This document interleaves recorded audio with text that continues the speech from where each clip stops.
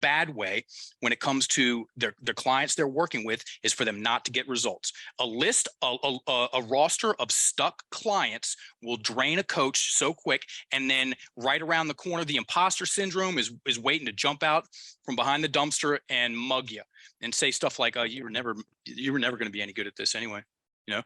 Why are these people paying for you? You can't do this."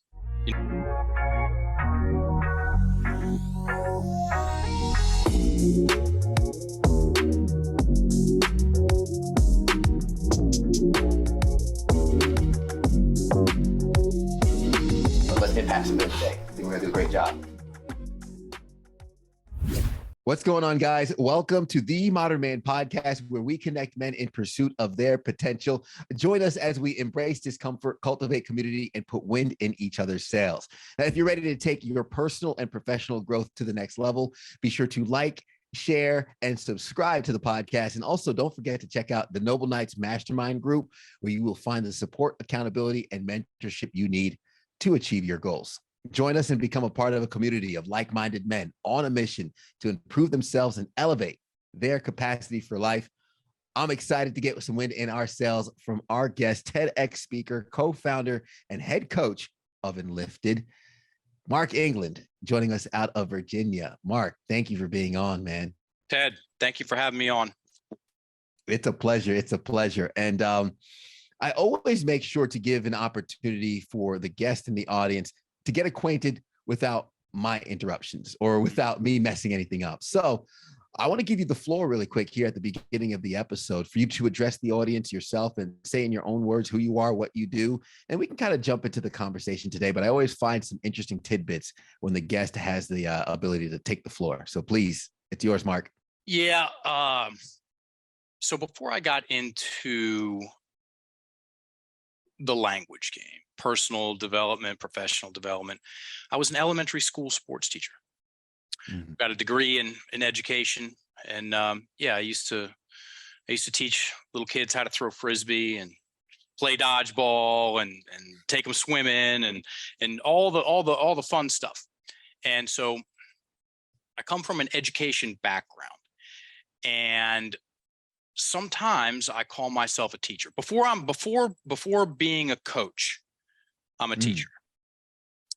And even before that, Ted, I'm going to take a page out of the great Alan Watts book. Okay. Before being a teacher, he said, before all else, I'm an entertainer. And I found that very interesting. And I had to think about it for a little bit. And I've always enjoyed good storytelling. I'm from the South, from the Appalachian Mountains. And it's a national sport, telling good stories, right?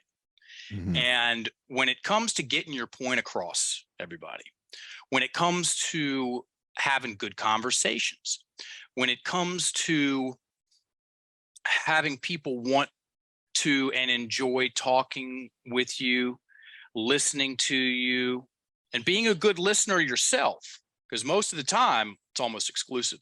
It goes both ways. Show me somebody who can tell a good story, and I'll show you somebody who's a good listener. And you want to be entertaining. It's fun to be entertaining. So someday, most of the time, I see myself as a teacher. Depending on the event, I'll put on my entertainer's cap.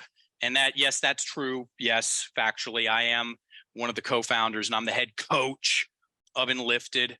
So some numbers just to qualify me. Fine, we'll say it that way. I've been researching, presenting, and teaching on the power of words and stories somewhere between full-time and overtime the whole time for the past 16 years. This is my 357th podcast that I've gone on talking about one thing, and that's how our words and stories powerfully influence us for better and for worse. I deliver all of the trainings for Enlifted. So I've certified over 350 level 1 students, 10 at a time. And those certifications are tough. They're not easy to get through for a variety of reasons. And yeah, been in a couple documentaries. I'm right at around 750 workshops. And I only bring that up for people to go, why would I want to listen to this cat? Why would you? Well, because words and stories, most people's language is working against them. And it's an education issue. It's definitely not an intelligence issue. It's definitely not a deserving what you deserve, what you don't deserve issue. It's an education issue. And because most people's education about their language, and when I talk about language, everybody, I'm talking about our internal dialogue and our external dialogue. What we think, what we say, what we write. Most people's education about their language comes down to spelling, grammar, and regular and definitions. There's way more to it than that. Most people didn't have any classes. I didn't in high school. Did you, Ted? About how to Nope.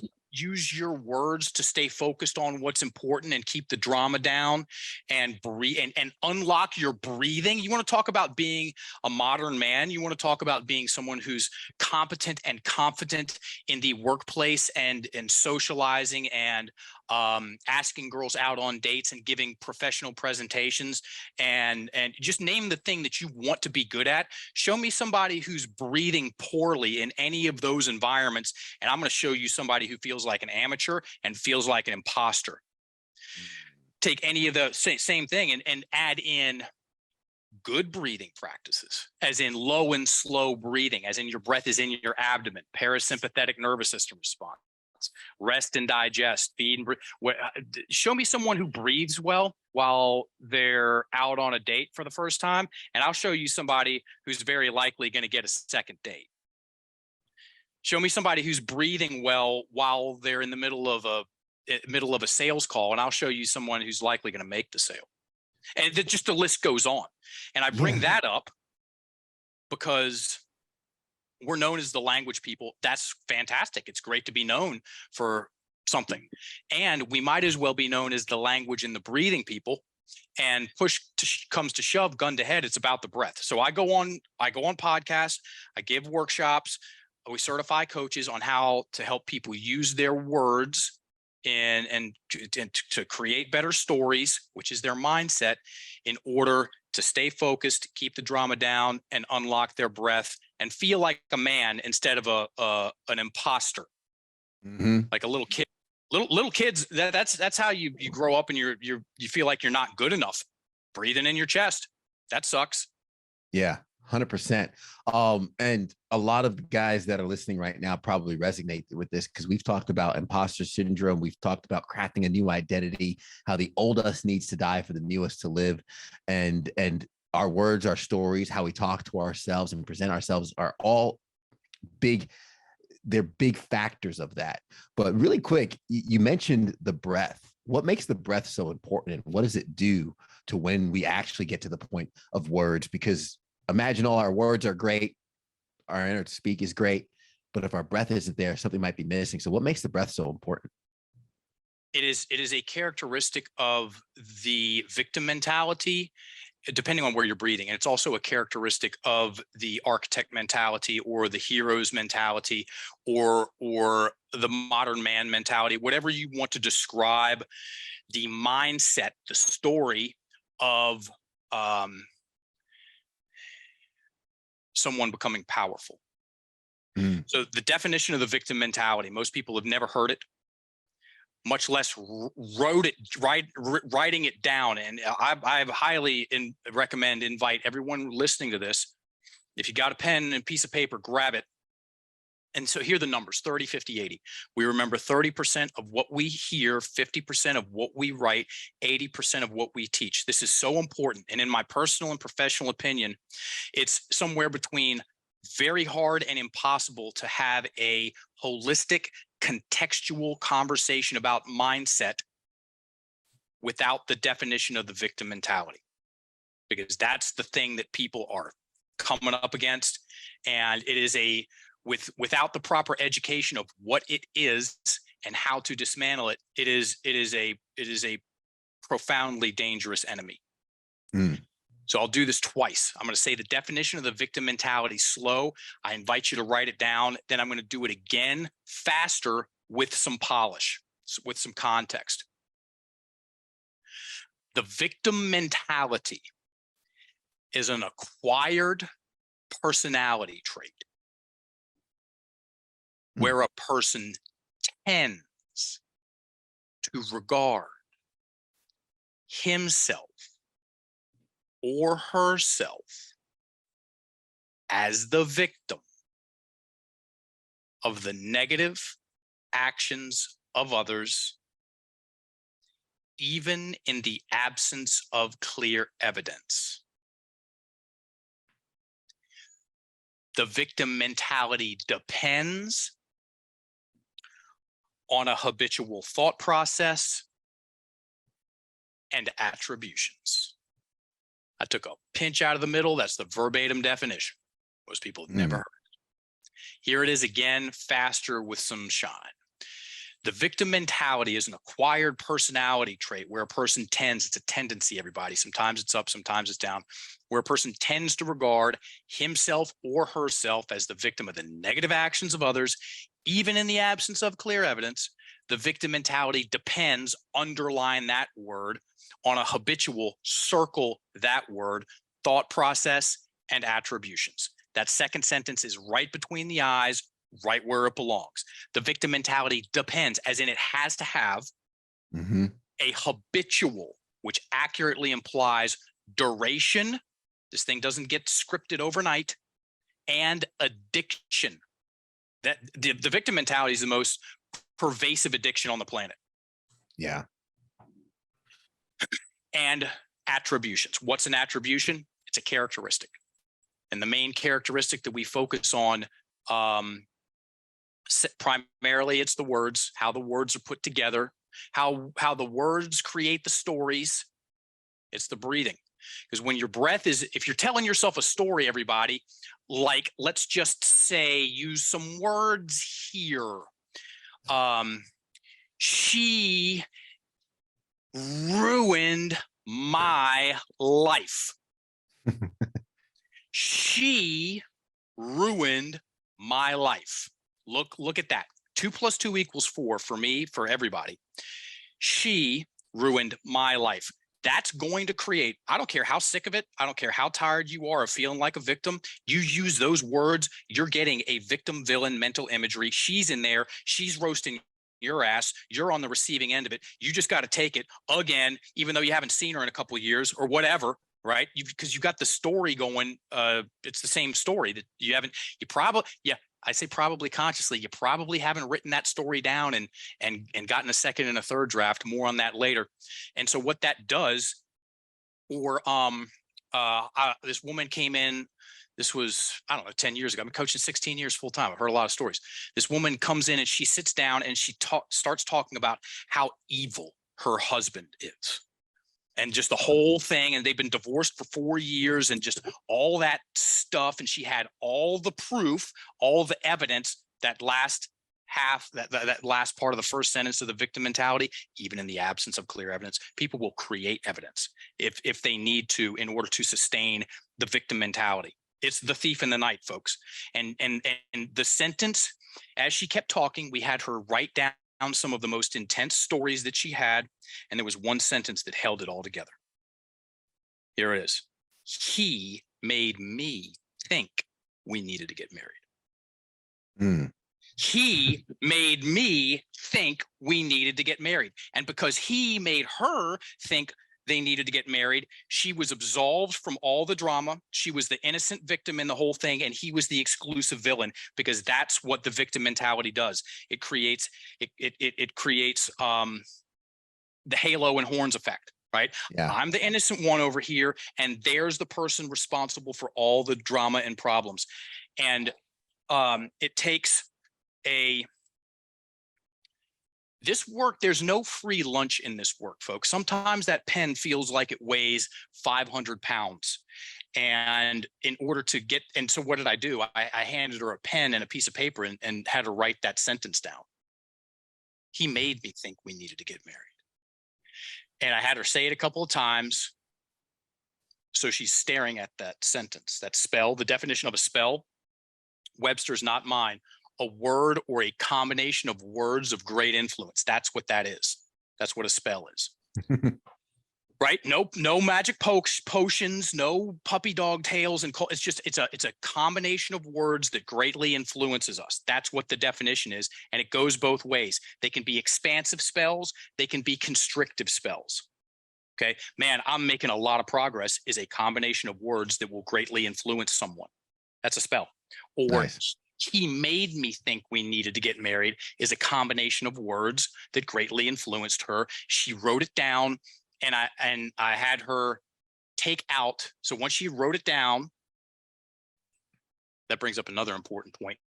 It's so much easier to change your story, folks, once the words are written down, for a variety of reasons. The rate that the story goes is very important when it comes to changing our mindset. What's mindset? Glad you asked, everybody. So there's a lot of people talking about mindset. That's fantastic. Let's keep doing it. And I dare you to ask people what it is. Yeah. What do you mean? Mindset. Yeah, what is it? Oh, well, I mean, it's your mindset. You know, you gotta be the thing. No. I Gotta change it. Yeah, exactly. They'll tell you what you need to do, but what is it? What is it, and then how? Lucky us here at Enlifted, we have a simple definition of mindset. It's the story you tell yourself. That's what your mindset is, folks. It's the story you tell yourself to yourself about what you can do and what you can't do, and what is possible and what isn't possible, and what you do deserve and what you don't deserve. And all of that story is more or less opinions. You're not going to find nothing ever works out for me on the periodic table of elements. These are not facts. These are not units of measurement. Okay. These are opinions, and these are ideas. And a lot of times they're coming from stories that got scripted way back in our childhood, and those things haven't been written down. And so the fastest way to think about your thinking, shout out to Alan Watts again. He said, when we learn to think about our thinking, we become alive in a new way. Look at the words. The fastest way to slow down your story is to write down the words and stare at them. Do not allow yourself to believe them, even though it can be extremely seductive. Yeah. And anyway, so this woman writes, he made me think we needed to get married. And I had her scratch out that first word and put in I. Oh boy, she didn't like that. Part of her didn't like that. Let me give her the credit.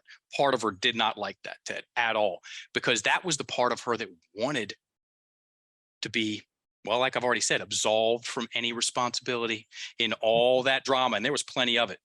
Families got involved, and she wanted to be the innocent victim because she was addicted to sympathy. She was addicted to sympathy. And that's a lot of things. One of them, it's at the end of the day, it's sad because one of that'll get in the way of, going at creating a good life, and, having great friends, and, angling your way to get people's, oh, you poor thing. Not to take us on a tangent, but what other things keep people in the victim mentality? Because I mean, I was going to follow up with the question, but you tackled it perfect. I think the sympathy, that exactly was my question. What is it that makes the victim mentality feel so good? That victim mindset, the story we tell ourselves, feels so good outside of maybe having that sympathy. Other perks, and hear that with me being sarcastic, of sitting at the gossip table and having a peer group that's, it's called trauma bonding. And what happens before trauma bonding, it's called drama bonding. That's why if you're coaching, the last thing you want to do is believe your client's story. That's the last thing you want to do, because if you do a half decent job, they're not going to believe the story that they just started with in half an hour. So why should I believe it now? It sounds a little cold at first, but once you think about it, it makes sense. Do not believe your client's story of ouch and pain and sting and woe. Observe your client's story. So when you believe it, you get sucked into it. It's called drama bonding, and drama bonding leads to imposter syndrome in the coaching space, because when clients drama bond with their clients, they slow down the transformation. And when the transformation is slowed down, that slows down the results. And one of the fastest ways for a coach to tank to empty their gas tank in the bad way when it comes to their clients they're working with is for them not to get results. A roster of stuck clients will drain a coach so quick, and then right around the corner, the imposter syndrome is waiting to jump out from behind the dumpster and mug you and say stuff like, "Oh, you were never going to be any good at this anyway. Why are these people paying for you? You can't do this. You're not good enough for this. You should just throw in the towel." And that's one of the things that tanks more coaches than anything. No, it's not one of, it's the thing. The number one thing that tanks coaches' careers is the imposter syndrome. We talk about this at length. And so peer group is a huge part of why, and we're not talking about the person that's sending you the Hallmark card, get better soon. We're talking about the people that like you with your problems, that want you to have your problems, because then y'all can get together and talk about the problems, and your problems reinforce their problems as being true and accurate. And now look at us. We're all, it's the victim Olympics. There are certain people out there that are pushing this. There are mega industries that are built off of the back of the individual and collective victim mentality from humans, and that's not fun. It's just dork. It's just a bunch of dorks, dudes. Revenge of the Nerds. They made four movies. Revenge of the Nerds, trying to warn us about this thing. Revenge of the Nerds, Revenge of the Nerds in Paradise, Nerds in Love, and The Next Generation. I looked it up. Those are the four movies, the four Revenge of the Nerds movies. And there are people out there that just want you to think you're stuck. Yeah. Because then they can keep you scared and they can sell you stuff. Exactly. I was going to mention it might be a good sign then for some of our listeners where, and no animosity or love lost towards some of the older friends that I might have lost touch with, but as someone who moved away from home, chasing their dreams, their life, and building things, you ever connect with someone you haven't spoken to for a while and find that you don't have as many things to talk about? And the reality is they might still be talking about their problems while you're talking about their successes, and you don't relate anymore. And I think some of our listeners might find themselves in that regard, because without the problems and without that victimhood, they no longer have the bonding going on where they could sit down with their old group and talk about what's wrong. When they're focused on what's right, it gets a little harder with that old group. Yeah. Walk into your same old gossip table peer group and start talking about the stuff that you're knocking out of the park, and see how quickly they want to change the conversation. Gauge how excited they are for you that things are getting better. Okay. And guess what? If they don't, you need to rethink that peer group. And okay, yeah, fine. There's some awkwardness in that. There's some awkwardness on, being on the path. And if you find yourself in that situation that Ted just described, that you get yourself out of these social circles for a little bit, and you're doing Ted's mastermind and listening to his podcast and making moves, and then those people, they aren't as fun to be around because you can see what's at the core of their stories and things like that. And they're not excited about your transformation. And then, you really don't have that many friends that you used to. That's a period of time. That's the doldrums. Things will pick up, and see it as a damn good thing. See that as a very, very positive step on the path initially, because if you keep going, here's it, start and keep going, folks. This step one, start. Step two, keep going. In the Enlifted vernacular, it's decide and then thug it out.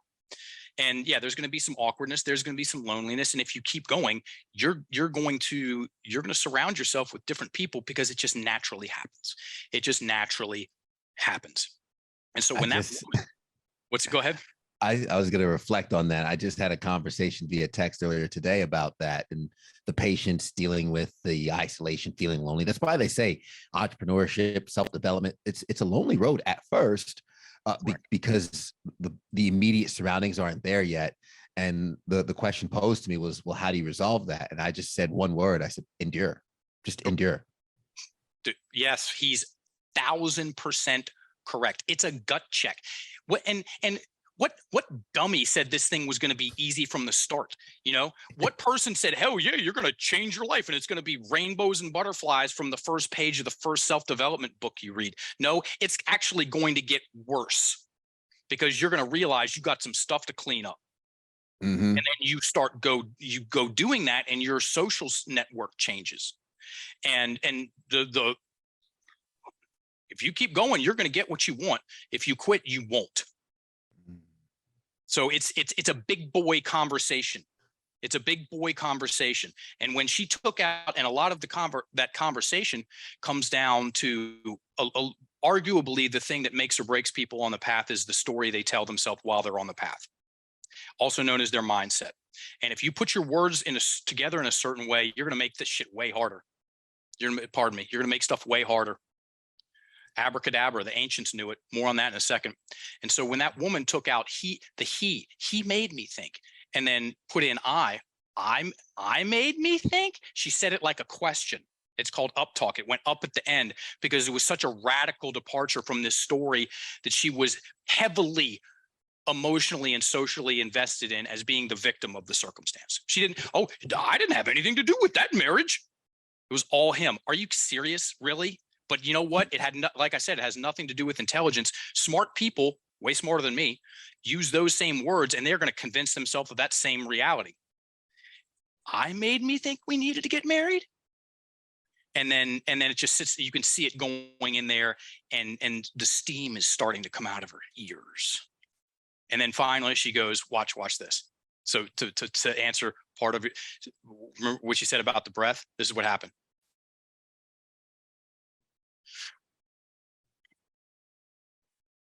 She let off some of that pressure. It came out in her breath. Good luck changing your own mind while your breath is trapped in your chest. Good luck changing your client's mind while their breath is trapped in their chest. It's called amygdala hijack. Look it up. And here's some of the components, the characteristics of breath trapped in the chest, also known as sympathetic nervous system response, also known as being upregulating the CNS. When your breath is trapped in the chest, you are fixated on something. Okay, you literally lose access to your peripheral vision. Your creativity tanks, and your ability to listen goes way down. That's why if you want to be a good coach, get your breath under control, as in get your breath low. We have a saying in the Enlifted community, good breathing equals good coaching, because good breathing equals good listening, and good listening equals good coaching. So good breathing equals good coaching. When you're working with your clients, get your breath low and slow and keep it there, and ask good questions. Get them to write down the answers and watch what happens. And so so that came out of her, and she goes, I did make me think we needed to get married. You know, my parents were putting a lot of pressure on me. They wanted grandkids. And then so she started to take more responsibility in that situation, because she used her words differently, which gave her the ability to learn some lessons. Victims do not like learning lessons. And guess what? We've all got lessons to learn. And from there, she walked out of there, and she looked 30 pounds lighter, 30 pounds of emotional baggage lighter. And it wasn't easy. No one that knows what they're talking about is going to say the path is easy, and you just need to grab your heart and go, and like lean over to the side. No, that's a joke. That's a total joke. No, this is why this is big boy, big girl stuff. Yeah. As in taking your words and showing yourself where you can improve. Mm-hmm. What does it look like, the continuation of that? Whereas for so many of us, let's say someone has that victim mentality, that mindset, and they keep telling themselves a story. I'm here because of X, fill in the blanks for anybody listening or watching. When they write it down, take the responsibility, put it on themselves, let go of that 30-pound of weight.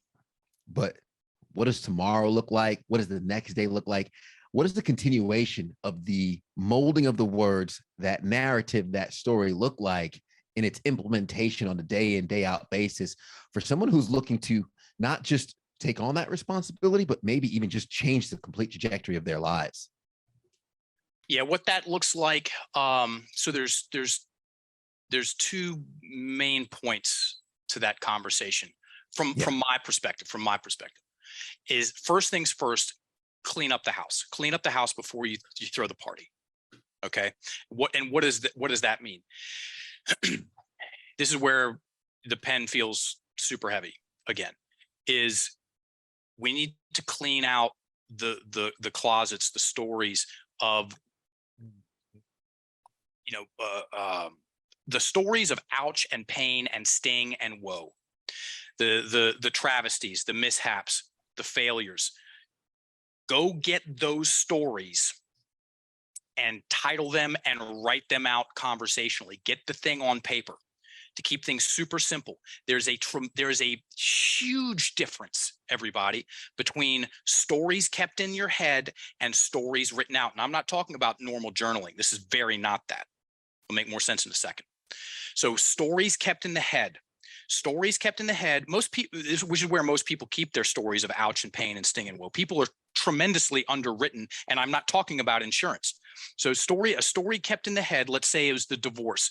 So your parents, you knew something was up when they called you into the kitchen when you were 9 and sat you down, and your 7-year-old sister's there, and your mom's crying. Your dad is stoic as usual, and that's where they deliver the news that they're getting a divorce and that you're going to stay in the house with mom, and dad's going to get an apartment across town. You'll see him every other weekend, and your sister is crying, and you don't know what to do, and then and then at that moment you decide, well, I need to be responsible now because I'm the man of the house. And then you just take on the emotional status of everybody around you, and you wonder why you're about to blow a fuse every time you wake up and walk out the door.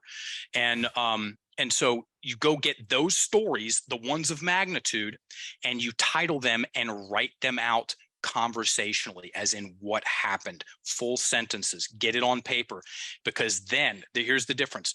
That story kept in the head, any story of ouch and pain and sting and woe, swirls. It's seemingly infinite. Where does it start? Where does it stop? There's the worst part again, ouch. Stories kept in the head take up a tremendous amount of mental real estate. They're extremely hard to process. Stories kept in the head, they are subjective. The story is still in you, still in your client. Your client is still in the story. You're still in the story. Get a load of this. Time does not apply to the emotional body, everybody. That's why you can go into those stories and you feel like that same feeling when you were 9. Where the mental and emotional intelligences, those are two very different mechanisms. A story kept in the head traps the breath in the chest, creates excess rigidity in the body. Pictures are up close and scary. Once a story is titled and written out, it's now externalized, and it's now very much more organized than the stories that are kept in the head. There's the first word, there's the last word, there's all the words in between, and then you can put it through a process of getting the breath in there. If we have time, I'm very happy to elaborate on that. And so there's the cleanup. Yeah. Okay. And then there's the maintenance. And here's, so there's 3, if we remember the definition of the victim mentality. Okay. The victim mentality depends on a habitual thought process and attribution. So it depends, has to have a habitual thought process, habitual thoughts. So what are the habitual thoughts? When it comes to the 3 main pillars of language patterns that script the victim mentality, The place to start is called soft talk. Okay. Soft talk. What's that? Glad you asked. Probably. If you got a pen, everybody, write this down. Write these words down. Probably, perhaps, feels like, guess, maybe, could, might, possibly, sort of, kind of, potentially, hopefully, try, one day, should, almost like.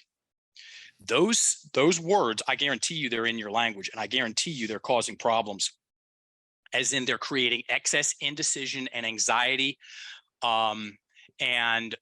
If you use those words for long enough, oh boy, you're going to turn yourself into a joke in your own mind.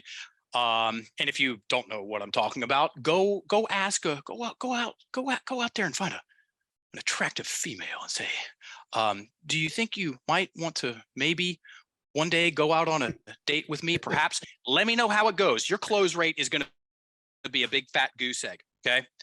I've done that. Didn't go so well. And guilty as well. Right? Because we didn't learn this stuff. And so when you learn to take these words out, you become more confident. You become more, you sound different because you're going to breathe better. The energy is going to change. You're going to be more directed and focused. All of those things are attractive. Those are attractive qualities, and people will respond differently to you. And if you keep playing that game, you'll turn the volume down on the imposter syndrome and feel like you belong. You know how many guys have done some real dumb shit because they didn't feel like they belonged? I'm talking about I'm talking about the ultimate dumb shit. Yeah. That is sad, and it's also something that can be fixed. Yeah, trying to fit in. Really quick, I want to mention, you said something about the power, not just the power of words, but abracadabra. More on that later, as we're coming up on the end of the podcast here with a few minutes left. What is the power of abracadabra? I noticed it's all in your email tags, and of course, I went through your core language upgrade course, which was fantastic, by the way. Anybody listening, thank you. Soft Talk got the introduction into soft talk, and me and Kyle now laugh whenever we identify soft talk, which is great to at least be aware of it and be conscious of it in our day to day. But abracadabra, what's the magic in that? I was living down in so talk about not having a peer group and feeling lonely on the path. I lived that. I lived in Thailand for a decade. Still sounds weird to say. I moved over there in 2002. I was a MMA fighter in the late 90s. I was doing well in the regional scene. Moved over there. Was going to be over there for a year, polish up my kickboxing skills and go pro. That didn't happen. I had my second knee surgery. Darkness descended. I turned myself into a grown-ass man baby about the whole thing. And that's what got me on the path of starting to think about my thinking, long story short. And so I also lived in Ecuador for a year and a half, and I was out to lunch with some friends. And this guy knew what I was into.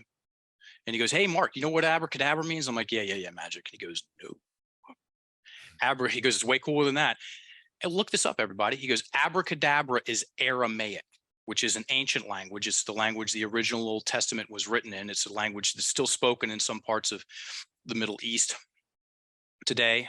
And it translates to "with my word I create," or "with my word I influence." And the teachers of the day, they would triangulate it and wear it around their neck to remind them of the power and the mechanism of the spoken word, because they knew if they got it wrong, things were going to be harder than they needed to be. And if they got it right, because the definition of sin is to miss the mark. They knew if they got their language working against them, she never lets me live my life. I never get to do what I want to do. They are driving me nuts. Not I'm driving me nuts. I'm not responsible for my emotions, and then that's what abracadabra means, everybody. Which it's one of the ultimate perspectives, tools, hacks when it comes to personal and professional development is to think about your thinking and get it working for you. And another thing, I know why I know this stuff works is because, like I said, in 2002, when my fight career ended and I used it as the final piece of damning evidence in a case I was secretly making against myself, that I was a loser and doomed to fail and not good enough, that happened. And I took that and turned it into the end of the world.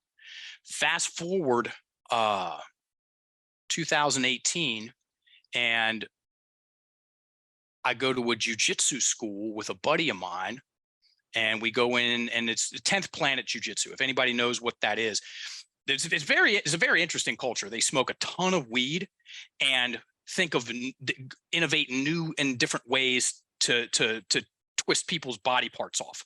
It's like these very interesting. These stoner hippies that are really good. They're really good. And my jujitsu, it needs to be in a museum, Ted. And so I go in there, and we take a couple of classes, and I stay after, and I roll with one of their better guys. He puts me in something. I'm not sure what it is. I think I can get out, trying to get out, and my arm rips out of socket. And yeah, exactly. There's one thing that makes that Jurassic Park, someone getting chewed up noise in a jiu-jitsu gym, and it's stuff tearing. And so anyway, he lets go of my arm, and I look at my elbow, and I look at him, and I look at my elbow, and I look at him, and I go to my calendar. And I'm like, okay, yeah, that's exactly right. I go to my calendar. And I go, okay, yeah, that kettlebell certification in 6 weeks, that's not going to happen, because I know I've done something. And, we've got that booth at Paleo Effects, this health and fitness conference that's coming up in about 4 weeks. And, Pascal's there. She can help me set the whole thing up. And I really only need one arm to do that. I'll just be, writing things down and shaking people. So that's cool. And then I turned to my buddy, and I was like, yo, dude, we need to leave, because I'm on the insurance, and I don't know what's about to happen with my arm. And so we walk out the door, and my arm's flopping around. And I'm busy talking to him about a girl I think's hot, because I've got the mental I'm like, okay, it's done. Whatever is done is done. Okay. And I was breathing well the whole time. I kept my story manicured, under control. And I mean, I definitely, it's, you know what a Tommy John is? It's like, I had to have surgery. It's cute. It's where they go in and they take stuff, important things out of your hamstring, and then lace your elbow back up together. No, I mean, my elbow exploded, and it was no big deal. It was never a big deal. It was never a big deal, because I was able to put my words together in a certain way to keep it small, and yeah, just something that happened, as opposed to the end of the world. And that's man shit right there. Yeah. Face it. This is the reality. As I mentioned, this is the reality. Correct. This is, now we need to move forward in it. That's just kind of what it is. So you looked at your arm, you said, not making X, Y, and Z. I can still do B and A. Let's make an appointment and figure out how bad this is. Because like you mentioned, you didn't know what was going on yet. So why tell that story when it's not even done? Exactly. That's fantastic. It's and you know what? It's even better than fantastic. It's a skill. It's a skill that anyone can use, that anyone can learn, as far as learning more about just using your words better. If you change your words, you're going to change your stories. And if you change your stories, you're going to change your mindset, because that's what your mindset is. It's a bunch of stories, and those stories are made of words. Wow, this is so complicated. I need a PhD to understand it. I'm kidding. Yeah. It's not. That reminds me of, some of the worst news I ever received in my life. At the time, seemed like the worst news, but I had a big investment that fell through, $33,000 that I was on the hook for. Money's not coming back. I sat down, got that information. I said, okay. And I just remember my buddy, who I also did the investment with, was just like, Ted, you're very calm about this. Like, you're not freaking out or anything. And I simply just told him, I said, well, what's freaking out going to do? Like, what's done is done. Like, I don't know what me getting up and all is going to change. I said, I don't know how that's going to help the current situation. So I just started focusing on what to do next. And when it comes to what to do next, I want to make sure, Mark, that our audience and those listening can get more from you. They can learn how to kind of diminish. See, I even caught myself right there. They can learn how to diminish that soft talk, get rid of it so it's no longer in their vocabulary, but also change the stories that they're telling themselves in order to change the trajectory of their lives. So, Mark, how can people get in touch with you, find out the work that you're doing, and get plugged in with Enlifted and some of the courses that you provide, and how folks can take control of their lives, and even for the coaches listening as well? Certifications. Here's the website for the certifications: www.enlifted.me. That's all the info about them. I deliver all of our trainings. Our trainings are platinum standard. They're also very entertaining, and you walk out of there with an Excalibur level coaching skill set, the identity to help support you putting your services out there. And then our community is Kyle Langen. We got a 350. It'll be 370 on next Tuesday. The community is awesome too. And then at Enlifted Coaches, give us a follow there. And if you get on IG at Enlifted Coaches, send us a message. Hey, you got a soft talk challenge for me? We'll reply with a magic link, a 7-day free, only if you're into free, cool, awesome shit. 7-day soft talk challenge that'll help you get the thinks and the maybes and the mights and the sort ofs and all that junk out of your language. And when that happens, you'll like it. Cool stuff happens when that happens. I do like it, especially whenever me and Kyle talk about, okay, we're going to see you. And we're very direct and clear on how we negotiate or communicate with each other, which is fantastic. And I'll have the links in the show notes as well for folks to open that up and get access to the socials and to the website for certifications as well. Last question, Mark. Usually it's the heaviest one, and we've covered a lot on the podcast. But what's something that has happened to you in your life, or something that you've seen that shapes the way you view the world as a man? That's a great question. Something that I've seen that shapes how I see the world. Well, my dad's he's using a walker right now, and he was a beast. Very good football player, big, strong, fast, owned his own business for 42 years. The problem stopped with him. He was a problem solving machine, rock.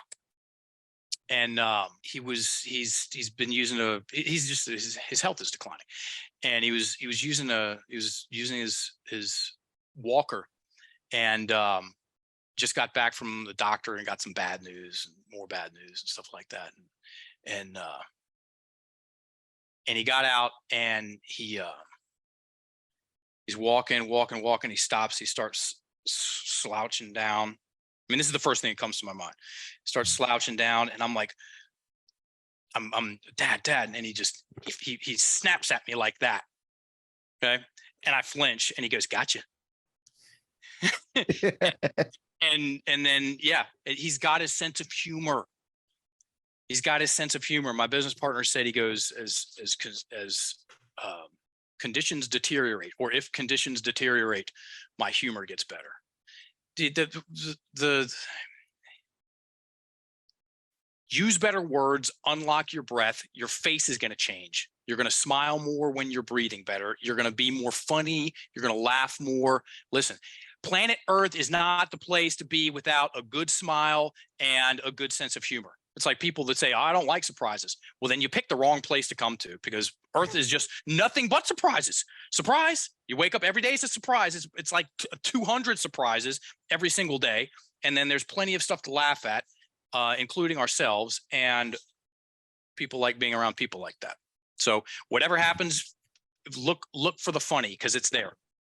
I love it. I love it. Always finding that silver lining, something to laugh about. And hey, I'll keep working on my breath because I got the smile down. As if you ask anybody else, they tell you the smile is one of the best features that I have. So Dude, I'm you gonna got keep smiling and last smile, man. And go to a Brandon Powell breathwork session in Charlotte. He's Dojo Body Mind. He's in Charlotte. I've known that cat 30 years, level 3 Wim Hof instructor. he's like 2 blocks away from me, man. I have no excuse. And Seriously. that's me directly not using soft talk. I have no excuse. You want me to put you in touch with him? Please, yes. We'll have to do that offline. Yeah. And that actually will happen. And hey, stay tuned too for the audience. Might have a Brandon Powell podcast guest here at some point in the future. But for this one, Mark, this has been nothing short of amazing. A lot of value, and a lot of folks are going to have to change the way that they speak to themselves after this. So I just wanted to say thank you for taking the time and sharing the stories, your expertise, and your 16 plus years of research and work with us here on the show. Thank you, Ted. Thanks for having me on. Thanks for listening, everybody. Absolutely. Really quick, I'm going to wrap up with some of the gems you left along the way. I know a lot of folks are working out. They're doing some activities. If you didn't have the pen and paper, make sure you rewind, go back and listen again to follow the practices. But a good storyteller also is a good listener. Are you a good listener? Then you are more likely to be a good storyteller. And as Mark identified before, an entertainer, a teacher, and a coach. An entertainer, a teacher, and a coach. And it depends on the day, but you could be all three. But again, starting with that foundation. And then our language is working against us. Too many people are in the game, but they're playing on all Madden, or they're playing with their controller not plugged in, because they're letting language play against them. I think Mark liked that example. Get good at breathing. The better you are with your breathing, the better you are with your words. The better you are with your words, the better you are with the stories you tell yourself, which will then play into the actions that you take in the life that you end up having. Victim mentality, the numbers he gave, 30, 50, 80. 30% of what you hear, you retain. 50% of what you write, you retain. 80% of what you teach, you retain. Too many of us are teaching the victim mentality to ourselves and others. And then writing down that definition, understanding the habitual nature and what is required for that victim mentality to set in. And there's no free lunch in the game, no free lunch. Changing your mindset is going to take work. Writing out your story, taking the pen, which can be heavy at times, and writing out your story, taking it out of your head so you can clean up and get away from trauma bonding and the other things that keep us locked into the victim mentality. Start and keep going, or as I think Mark mentioned, it says decide. And what was it? You said decide and rock on, or Thug it out. And thug it out. Thug it out. And of course, don't forget, as you clean up the house, remember the power of words. Abracadabra.